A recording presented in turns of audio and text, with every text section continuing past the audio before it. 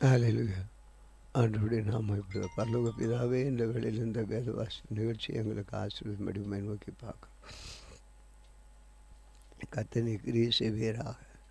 ஒவ்வொருவருக்குள்ளும் இந்த வேதத்தை வாசிக்க வேண்டும் என்ற அந்த உணர்வை கர்த்தனை தரும்படி செபிக்கிறோம். கர்த்தர் கிரியை செய்வீராக. இயேசுவே உமக்கு ஸ்தோத்திரம். தேவாவியானவருடைய நாமத்தை மகிமைப்படுத்துகிறோம். கர்த்தர் கூட இந்த கிரியை நடப்பியும் இயேசு கிறிஸ்துவின் நாமத்தில் வேண்டிக் கொள்கிறோம் பிதாவே. ஆமென்.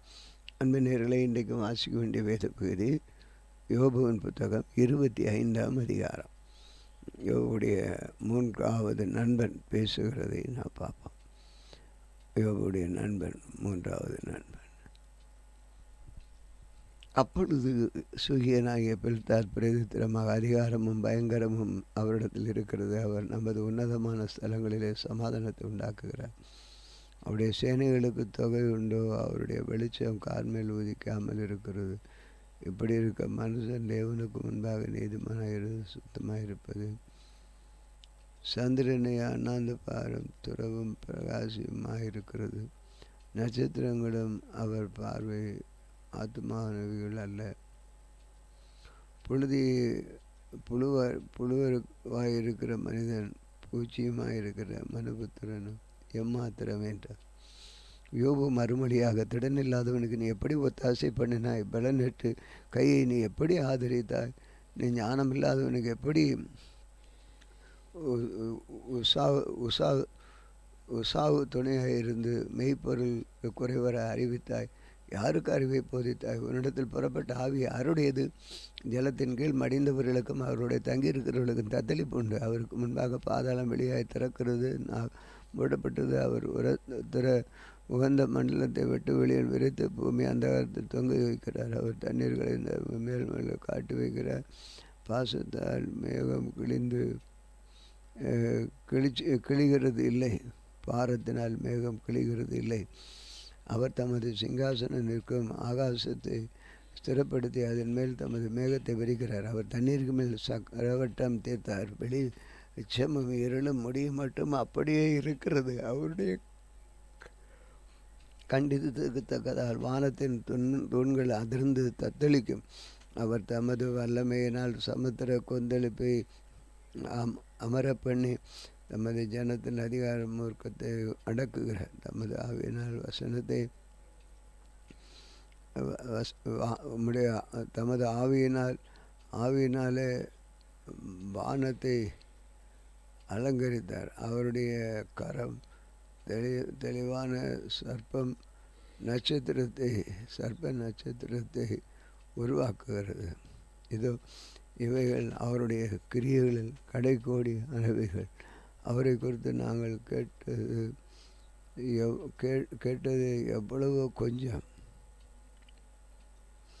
கேட்டது எவ்வளவோ கொஞ்சம். அவருடைய வல்லமையின் இடிமுழக்கத்தை அறிந்தவன் யார்? ஸ்தோத்திரம். அதிகாரம் 27. யோபு பின்னும் தமது பிரசங்க வாக்கியத்தை தொடர்ந்து சொன்னது, என் சுவாசம் என்னிலும் தேவன் அந்த ஆவி என் நாதியிலும் இருக்கிற மட்டும் என்னை உதடுகள் தீமை செய்ய வருவதில்லை. எனக்கு நாக்கு கபடம் பேசுவதும் இல்லை என்று என் நியாயத்தை தள்ளிவிடுகிறாரோ. தேவன் என் ஆத்மாவை கசப்பாக்குகிற சர்வலோரும் ஆகிய அவருடைய ஜீவனை கொண்டு சர்வவல்லருடைய என் கால்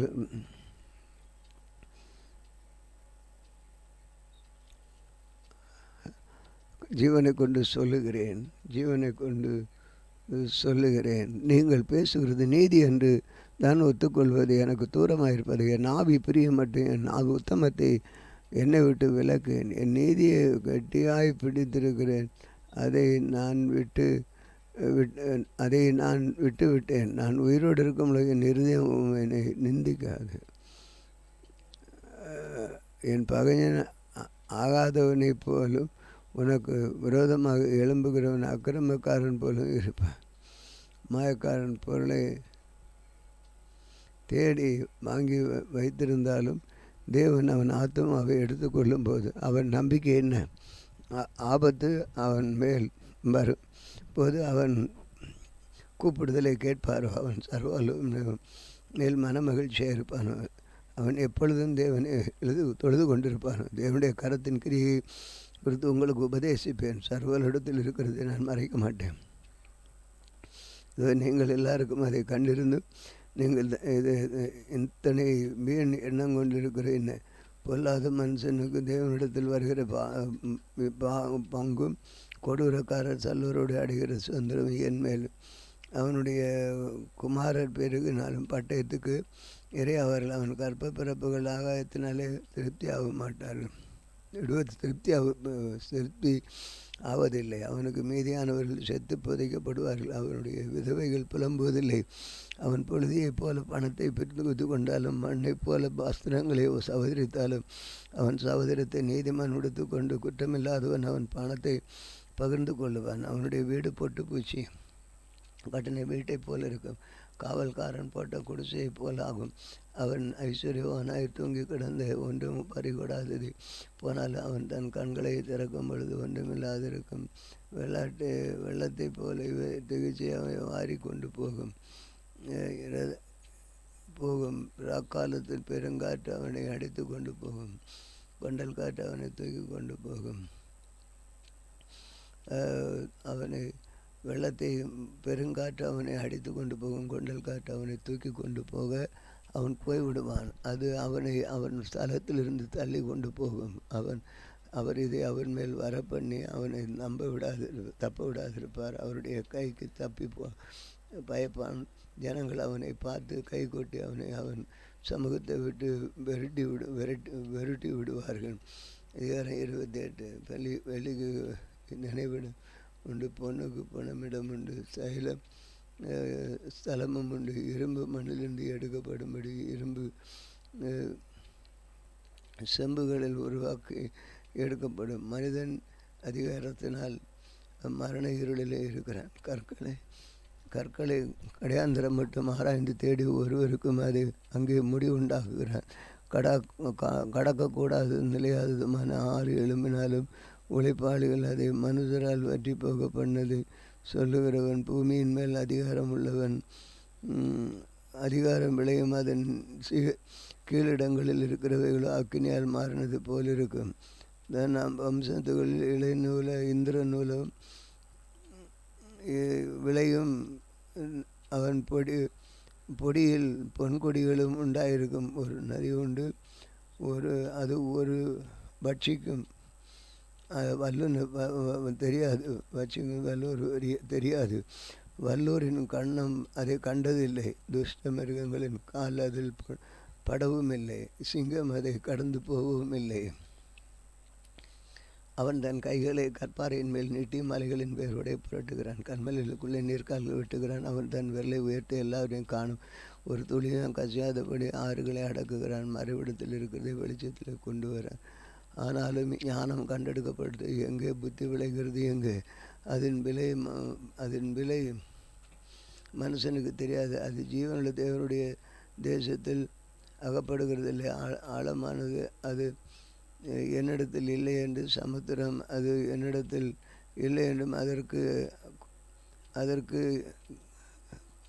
ஈடாக தங்கத்தை கொடுக்கும். அதற்கு கிரயத்துக்காக வெள்ளியை நிற்கு கண்டு ஒப்பீரின் தங்கம் வெளியேறப்பட்ட கோமேதகம் விந்த நிலக்கல்லும் உள்ள பொன்னும் பனிங்கும் 100 பசுமன்னார்கள் பவளத்தையும் கடிகஸ்தையும் அத்தோட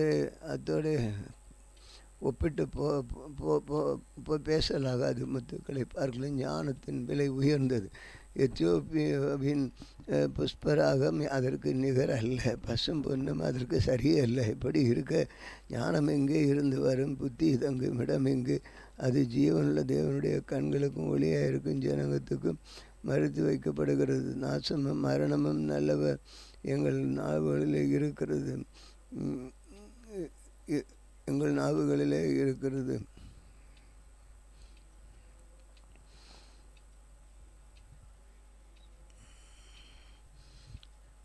சர்வர்களுடைய மறைந்து போகும். நாசுமன் நாங்கள் காதுகளில் மாத்திரமே அதன் சீக்கிரத்தில் கேட்டோம் என்கிறது. தேவனோ அதன் வழியை அறிவார். அதன் ஸ்தானம் அவருக்கு தெரியும்.